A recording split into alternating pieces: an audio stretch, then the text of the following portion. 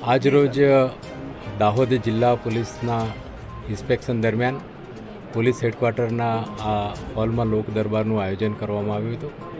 લોક દરબારના આયોજનનો મુખ્ય હેતુ એ હતો કે પ્રજાના શું પ્રશ્નો છે જે પોલીસને લગતા છે, એમાં ખાસ કરીને જનતા તરફથી જે પ્રશ્ન હતો તે ટ્રાફિકની સમસ્યાનો હતો, પાર્કિંગની સમસ્યાનો હતો, કેટલાક આઉટપોસ્ટ જે દબાણમાં તૂટેલા છે એ ફરીથી પુનઃસ્થાપિત થાય, કતવારા પોલીસ સ્ટેશન ખૂબ ઝડપથી બને એ બાબતની રજૂઆત હતી.